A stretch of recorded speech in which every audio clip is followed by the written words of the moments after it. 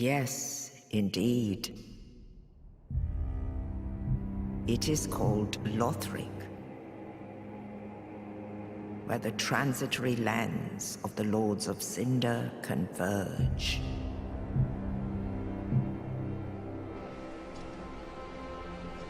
In venturing north,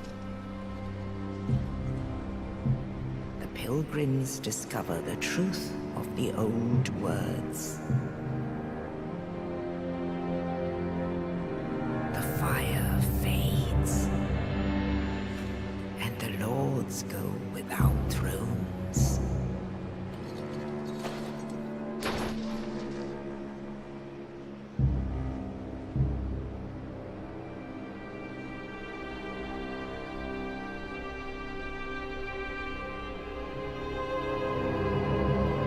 When the link of fire is threatened, the bell tolls, unearthing the old lords of Cinder from their graves.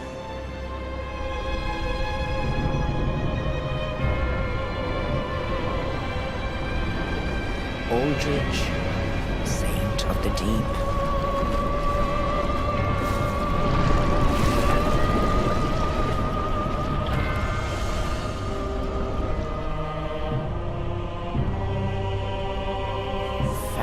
Undead Legion, the Abyss Watchers.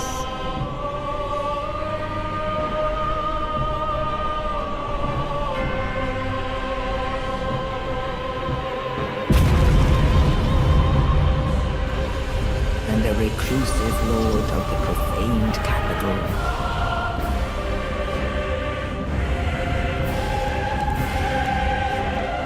Yon the Giant.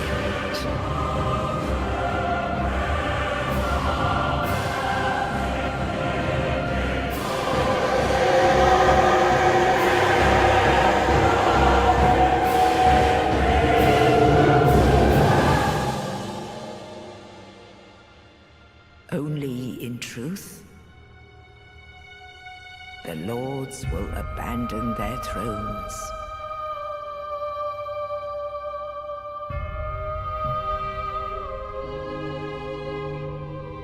And the unkindled will rise.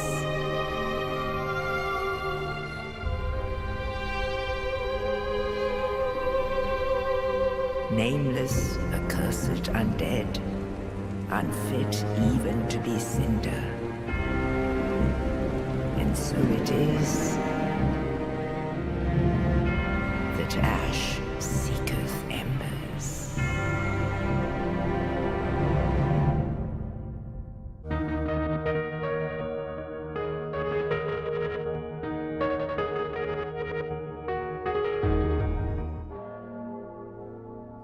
Alright, so our story begins. Yes, hey guys, and welcome to Dark Souls 3. This is my favorite within the series. You know, the last game within the trilogy. Absolutely love this game, and I love FromSoft as a whole. I've been a fan of all their games, including Bloodborne, which is like a spiritual successor to this game, and then Sekiro, which was Game of the Year of 2019. And yeah, we're playing Dark Souls, you know, what started it all, what got me into FromSoft's titles. And well, we're in the Cemetery of Ash, playing as the hero of Twilight as an undead. Yes, as you can see, my character looks a lot like Link. I actually based it off of a character creation concept someone made a video about, but I tweaked it a little bit to make him kind of fit this game's aesthetic. I feel like he looks like Twilight Princess Link in a sense, and I feel like Twilight Princess Link out of all Links would fit the most in this game. You know, he had chainmail armor, and it was the darkest Zelda game. So yes, we're going to be playing as Link the Undead in this strange world. I love how this game starts out. I love the lore behind this game, the cutscenes. It's a game that is very vague, but there's so much told in item descriptions, speaking to certain NPCs. Everything is just very subtle, and that's what makes this game so like creepy and wondrous that yeah, I just love it to no end. So let's get started. I decided to choose the Knight class, which starts me off at a certain level, and with this armor. I feel like this armor is a good way to start things off in general, and yeah, we kind of just start off with really nothing of clue of what's going on. We're just an undead who has awoken, and we're in this area, and there's a bunch of enemies we're gonna have to fight. It's been a while since I've actually played this game. I've been playing so much Breath of the Wild, but throughout my Zelda Let's Plays, I always reference these games because I love the combat. This is a game that it's not about platforming or anything. If anything, the levels are pretty linear. It's just about the combat in general, but that alone makes it so fun. I would love to see a Zelda game that takes combat similar to this, but has the exploration of Breath of the Wild. But I feel like, yeah, if somehow you mix this game with Breath of the Wild, it would be amazing. But okay, let's go and backstab him. This is a Dark Souls tradition from the original game, but it was much more common in the original game. You could abuse that ability, but yeah, hopefully I play well.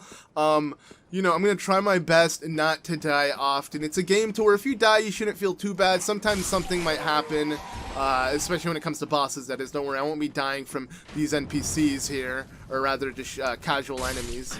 Because I'm killing them in one blow, but we do want to go over here to kind of follow the pathway. There is no map, there is nothing. You got to guide yourself. That's pretty much how it works. But yeah, it's all about targeting. If anything, I want to say Ocarina of Time started this kind of combat, a very, very played down version where it's targeting on an enemy in as a 3D, you know, third-person character and using your surroundings and everything. But obviously this game does it best, and I'd have to say 3 is the best within the series because it is the most polished. There's an enemy here I'm not gonna fight.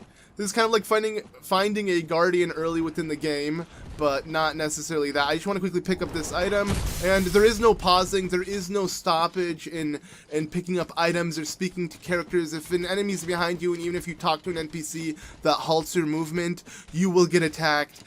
Zero pausing in this game. That's mainly because the online is a huge aspect of this game. So yeah, I'm just gonna ignore him. We can always come back.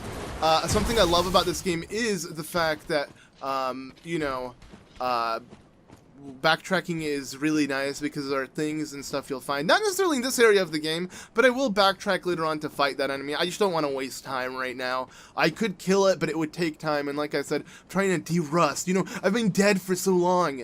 I'm just, you know, an undead who has awoken, so it's time to get used to things, pretty much. But okay, so here is the first of many bonfires. This is the one and only moment of peace within these games, and that's what makes these so special. These mean so much within the game, as when you sit here, you rest, it heals your HP, and we literally got the ability to rest anywhere now, but not necessarily. It's just a gesture you can do, which I'll go ahead and switch and have it on, but obviously it's not going to heal you or anything, but the bonfires do, and enemies will respawn, but they can't attack you when you're sitting on a bonfire. It's the one and only time you're safe. There are also players online, and they'll give you tips and stuff. I believe this is probably a tutorial tip, not from a player online, but that's something that kind of connects each universe together. Everyone's playthrough can be intertwined with someone else's. Yeah, I'm really excited just to see this game through. But okay, so let's go ahead and just kind of ignore this guy. I don't really want to fight these enemies. I'm not really looking for anything. We can't even level up yet. The way this game works is similar to how the second game of this worked. Oh, I didn't know where it was. I was going to try to jump up here and pick up this item. No biggie, no biggie. It's whatever. Let's just go ahead and kill this guy. Nice. Alright, where else? There should be... Is there someone here? No. Okay, whoa, this guy's shooting at us. Rolling is a huge mechanic that, you know, is very important to do when avoiding enemies. It doesn't make sense when you really think about like a medieval knight constantly rolling. If anything, now he is Link. He is Twilight Princess Link. He just rolls, you know. From Ocarina of Time, this has been a trait within the series. But okay, anyways, I'm stalling. Here is the first boss within the game. Now, I believe, yeah, okay, we got Estus Flasks. It's the only way to heal, and you get more Estus Flasks when you, or rather, you can replenish them when you are at a bonfire. But let's pull out the sword. We're gonna need this sword. We can't actually use it to fight, but we want to use our main sword we got from the class we picked to hit this enemy as much as possible and avoid him now. So, yeah, this is the first boss, and you're gonna notice, very aggressive. It's kind of amazing how the first boss will kind of freak you out. As you can see, yeah, he is a very scary person. It's Iudex Gundyr, which, just keep in mind that this guy was a rather well-known warrior, but has died something beyond those lines, and we're gonna get into the lore soon, but okay. Go ahead and do that. I'm gonna actually double hand my sword, and then let's avoid this attack, because he's now corrupt. This is why he was kind of dead in his sword, in some swords. I'm actually, like, not unable to speak. It's like, okay. Rolling is so efficient, but okay. This is so weird to play this game and try to commentate. I've never done this before, but I'm so hyped to. Okay, whoa, okay. Gotta be careful. Gotta be extra careful. Look at that. At hand, it has some reach. Okay, I use an Estus, just in case. You know, I want to make sure I take him out with style. So, dodge. I kind of rolled into him. Sometimes rolling into the enemy helps you a lot. Like, being close to your enemy is very efficient. But let's use our stamina, and let's end it off with a jump attack. Link style. Not really that epic of a jumping attack, but we did it. Like I said, I wanted to end it off with something like that. I'm going to try to do that with every boss, or maybe kind of keep a tradition here. You've been stabbed. I forgot to say that. Pretend I said that when it was happening. I didn't get a chance to think. But with that, now we have the coiled sword that we pulled out of him. And we killed our first boss, which restored our ember. As you can see now, I'm ignited in flames. This pretty much gives us more HP, and it's the only way to play online. It's essentially the humanity that was in the original Dark Souls and Dark Souls 2. It kind of is the equivalent, because this game, it's all about the ember now, the fire, and yeah, the game is very vague on what's going on and everything, but it will make sense as we continue. So bonfire lit. Oh yeah, next one we lit, guys. Let's go ahead and we don't really have to heal. I guess it will give us that Estus we drank, because as you can see, I can just chug it all up and then sit down, and voila, we're back to full. I would love to see this game on the Switch. Sadly, we only have the original Dark Souls 1, but that makes sense. The performance issues with this game would probably be really bad on the Switch. Like, just look how beautiful this game is. If I was wondering, I'm playing on the original PlayStation. I have a Pro, but not in where I'm at the moment, so I'm actually using the PlayStation I purchased my wife for her, like, birthday gift last year as my PS4, because it's all I have here while I'm visiting.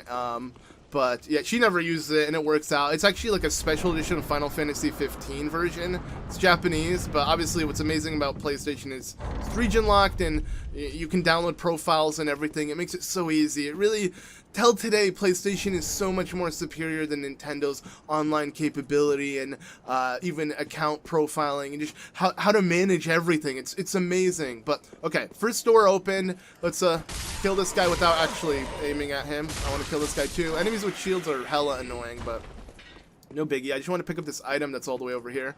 But yeah, so the game is running at its least optimal state, and what I mean by that is it's on a normal PlayStation. While it is a special edition Final Fantasy, as I mentioned, you know, I'm not really flexing because I'd rather be playing on a Pro or on Steam, which is the best way to play the game, but you need a really good computer to not get any FPS drops. So I feel safe playing it on a console instead, to me at least. And more enemies. Some of them, as you can see, are depressed, so I'm going to go ahead and backstab this guy.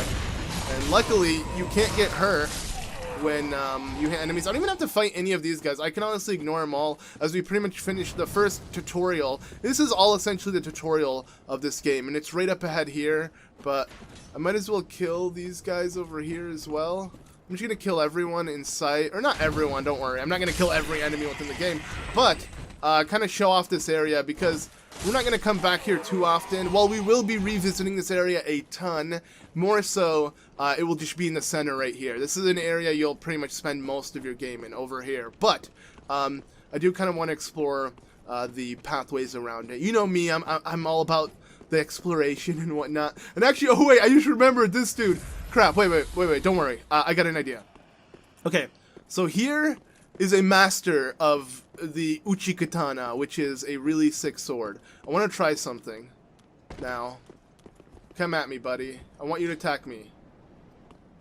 Hit me. Let's see. Wait, oh! Can I do it?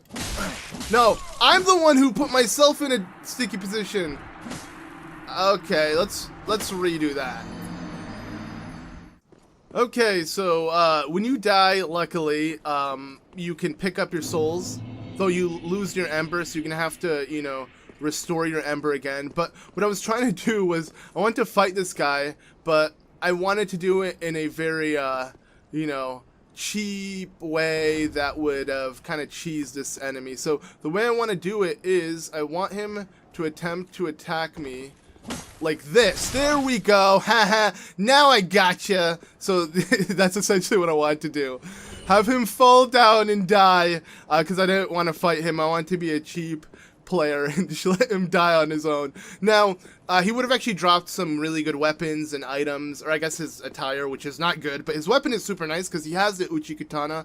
Well, it was one of my favorite weapons in the original Dark Souls. It's not as good in this one. There's a lot of other cooler weapons. I mean, to each their own.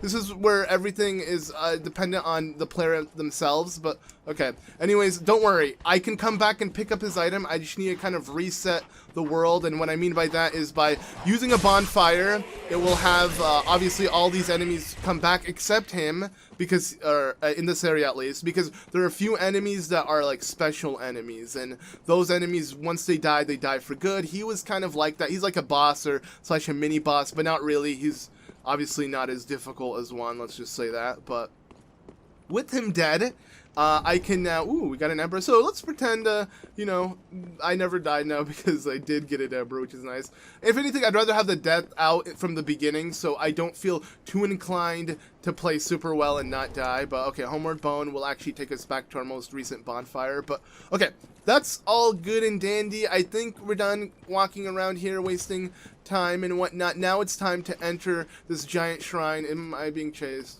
by something? I hear something. Where is it? Okay, whatever.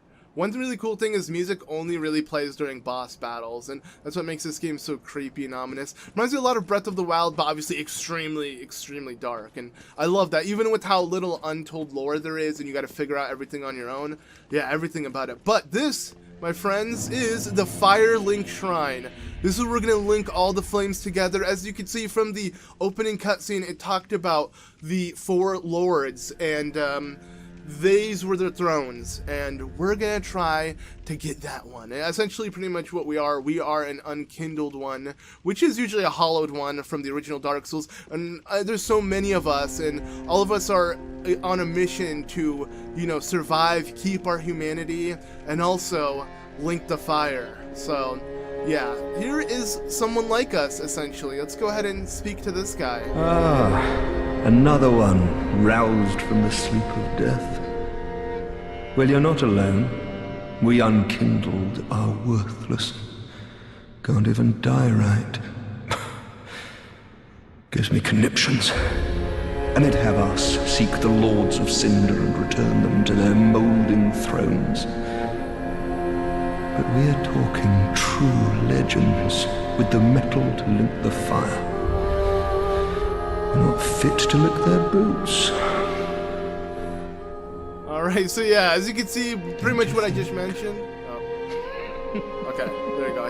He's pretty depressed, and he's slowly losing his humanity. Obviously, when you constantly die and are repeated in the same cycle, and you know you're worthless, you'll end up like him. But we don't believe that. We believe we can do this. Yeah, he doesn't believe he can even like fight, let alone lick their boots. I guess that's an interesting metaphor, but yeah, he's pretty much a reference to a character that's in all 3 Dark Souls.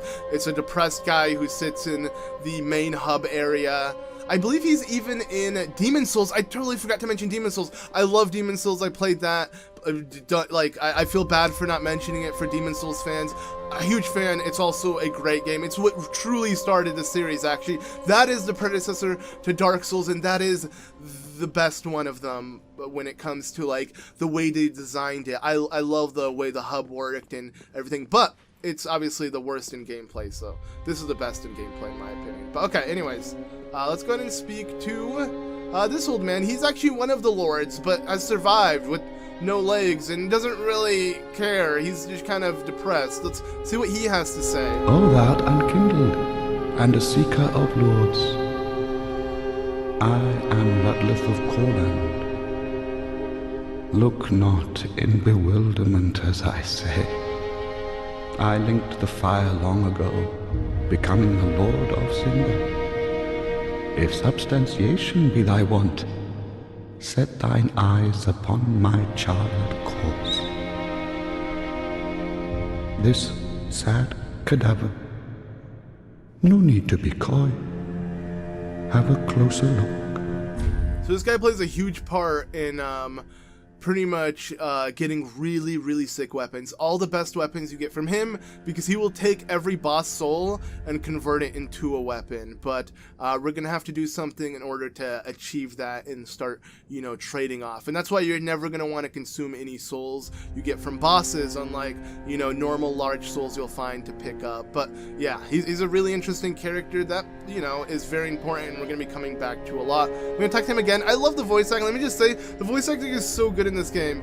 Like, it's amazing. Every character, like that depressed dude, this guy, they all seem like they're so genuine. It's outstanding, and that's why I'm gonna speak to everyone I can, because I think it's worth taking it in, and I feel like it's a part of the game's experience. It's the few downtimes, but you know, it's just an amazing thing to like listen to all of these characters and really get involved in the world. Knowest thou of our purpose? 5 thrones will take 5 lords as kindling for the linking of the fire. The fast fading flame must be licked to preserve this world. A reenactment of the first linking of the fire. So it is, I became a lord of Cinder. I may be but small, but I will die a Colossus. I find that interesting. So yes, he pretty much did the task we did, but as you can see, he barely survived, and this is all in reference the Firekeeper not with discourtesy. She is much like thee, prisoners both, kept to link the fire. That's in reference to her, and this is the Firekeeper. She is very important. But as I was saying, what he's talking about is he pretty much is repeating the cycle, and we're going to repeat the exact same cycle he did that happened way back in the original Dark Souls, it being Lord Gwyn who kind of started this whole thing. It's, you know, you have a fire that you try to preserve, and it's so weird how this game kind of works with fire in general, but you preserve it to eventually go out, to then come back, and it's this endless cycle essentially. But okay, with the coiled sword we pulled out of Gundyr, we're gonna go ahead and place it in here, and it's gonna pretty much be like a bonfire. Pretty much all the bonfires have these coiled like swords, so yeah, another one lit. Nice. But okay, now I want to speak to her. Like I said, she's very important, and overall she's a really cool character. She's like the Emerald Herald from Dark Souls 2, and like the bonfires in general in Dark Souls 1, because there was no Firekeeper. So this is like the best concept out of them. But yeah, she will help us level up and give us advice, and overall help us to link the flame, our main goal. So she is very, very important. You actually can kill her. I mean, you could kill any enemy, but if you kill her, she'll come back to life constantly. She's like the only enemy that will never die. Actually, and him. Wait, before I speak to her, because I want to speak to her last. He is someone who also never dies, and her, I believe, as well. She's in reference to the old ladies from Dark Souls 2, right in the beginning of the story. It's very interesting. I believe some people assumed it was the Emerald Herald, but I don't believe that. A lot of theories about this game. If you played Dark Souls like the previous ones, hopefully you understand my references. Hopefully it didn't seem too off if you haven't, but regardless, let's speak to her first. She's like a shop lady that will have a lot of interesting stuff as you progress through the game as well, and then I'll go speak to him and we'll end off with the Firekeeper. But a pleasure to make thine acquaintance, Ashen One. I am but a humble handmaid of the shrine. Weapons, armor, trinkets, and spells. I have lots of little things to ease the burden of a weary traveler. And yes, I'm undead too, but not so charitable as to give my goods away. Ashen One, fetch souls and bring them to me. As is thy want? No?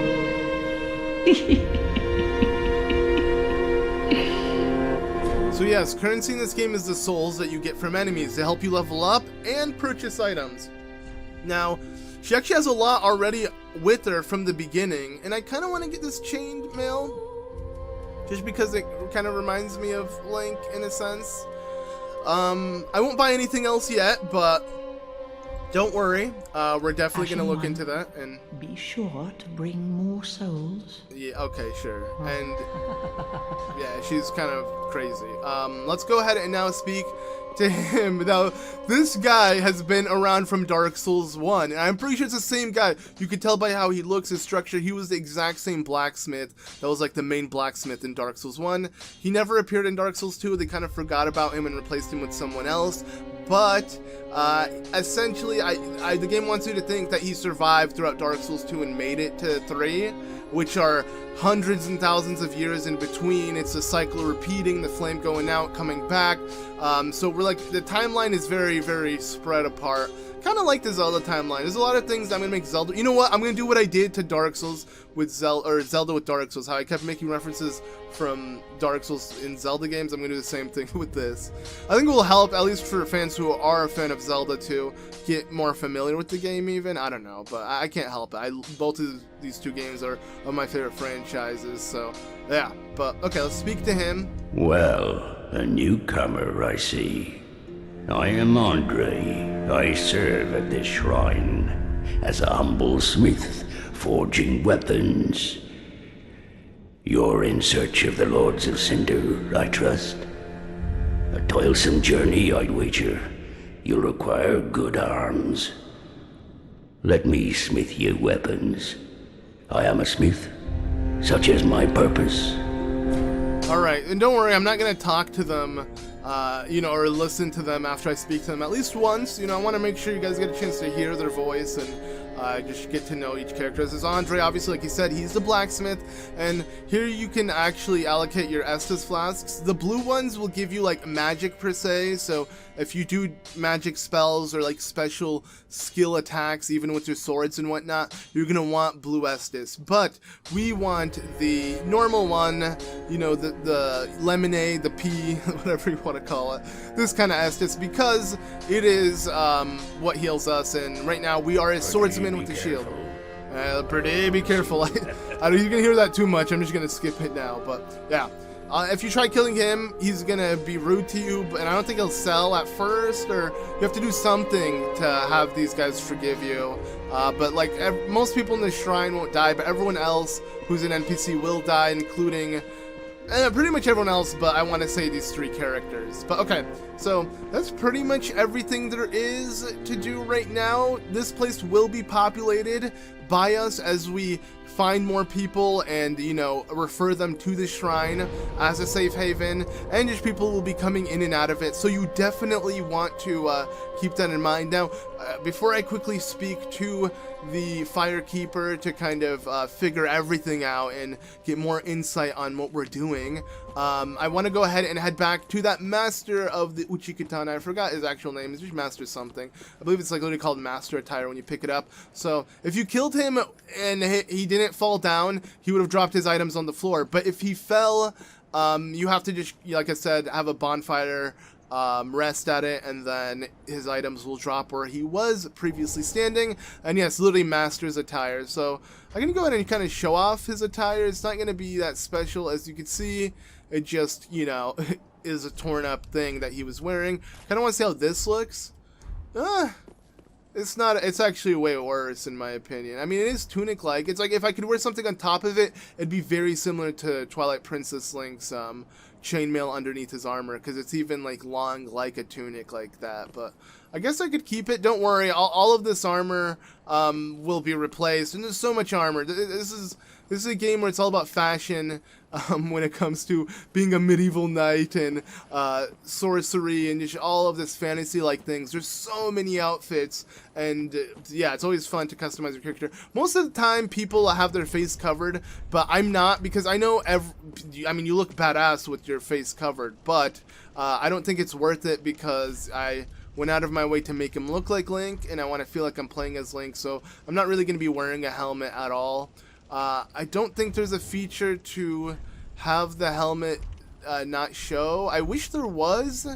Like, you could just hide helmet, but have the helmet on. I feel like a lot of games do that, but sadly not this one. And you can see, here's my character. We're 26 minutes in. In the little profile pic right here, he looks so much like Link. Like, I think he looks really good, but in-game, it's not as good. You know, some of his body looks a bit weird, or his face, rather, but I feel like I did a good job altogether. Like, the video I had referenced off of wasn't as good as this, in my opinion. I had to, like, touch up a lot, you know, really define his jaw, make his eyes look girly. I had to give him girly lashes, because I feel like, you know, Link does have kind of girly lashes, so I feel like it fits. Well, it doesn't fit a normal guy, but, you know, it's close enough. I mean, I kind of have long lashes myself. It's, I guess, because I am, like, Arab, and it's kind of common, or at least throughout my family, they all have long lashes, so I kind of have girly lashes. My wife makes fun of me for it. She'll, like, put on fake lashes, and my lashes will still be longer, but, okay, anyways, with all of this done and said, let us, speak to the Firekeeper. So, yeah, and don't worry, I'll skip every time afterwards, but this is obviously important, so, yeah. Welcome to the bonfire, unkindled one. I'm a firekeeper. I tend to the flame, and tend to thee. The lords have left their thrones, and must be delivered to them. To this end, I am at thy side. Alright, so I feel like she has more to say. Ashen one, to be unkindled is to be a vessel for souls. Sovereignless souls will become thy strength. I will show thee how. Ashen one, bring me souls plucked from their vessels. Alright, sounds good. I love her voice. She also in reference to the demon souls, actually. Take nourishment from these sovereignless souls.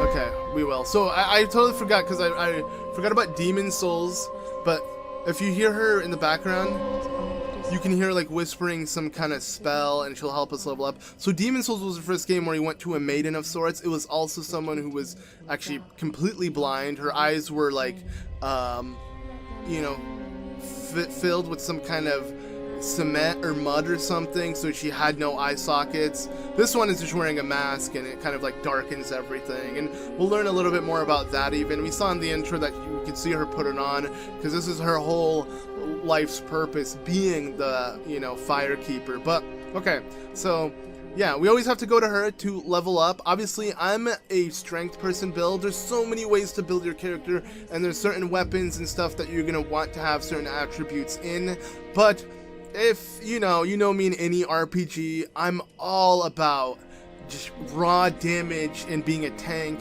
and I'm gonna have that reflect in my Dark Souls build. Link is gonna be a tanky brew. Farewell, Ashen one. May the flames guide thee. Alright, sounds good.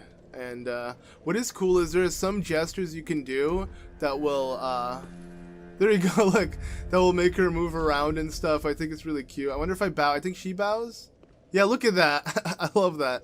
I love how she actually interacts. I can also join this guy in a little depression. He won't react to anything, but he did give me the collapse, so let's go ahead. We're both, you know, just depressed boys. We're never gonna do anything. Not really. I am, because, yes, now it may seem like we're at a dead end. What are we supposed to do next? We talked to everybody, there's no way forward. Well, it's actually here. At this bonfire, if we go ahead and hit travel, because, yeah, the game isn't connected. What I loved about Dark Souls 1 is how the whole game could be connected and there's passageways to everything. It's not like that in this game. So, here are the 3 areas we explored. And now, here's the High Wall of Lothric, the first essentially actual level within the game, and the pathway will be pretty narrow there as well, but it will open up more parts, and everything should start to connect from here on out. But don't worry, you can fast travel immediately, and yeah, I just want to make everything efficient. So we're going to be doing that next time, and heading to the High Wall of Lothric. I guess we can make our way. No, we'll just wait here. I love the Firelink Shrine. Next episode, we're going to make our way from here, use the bonfire, and start off the High Wall of Lothric. I hope you guys enjoyed this first video of Dark Souls 3. I'm so excited to play through this game, showcase this masterpiece, and overall, yeah, finally play a game like this. I've been wanting to Let's Play Dark Souls for the longest time, and I hope you guys are excited for it. I have never done a Let's Play where, you know, I feel like it was a game as intense as this, trying to live commentate, but I think it will be extremely fun. This looks like an invisible wall, sadly it's not. That's something you're going to see a lot of, especially with signs that will tell you so. But, okay. Anyways, yeah, thank you all so much for watching. I hope you guys are excited for more. Next time we're going to continue our adventure as we make our way to the High Wall of Lothric. So, I've been ZeldaMaster, and I'll see you all then. Bye!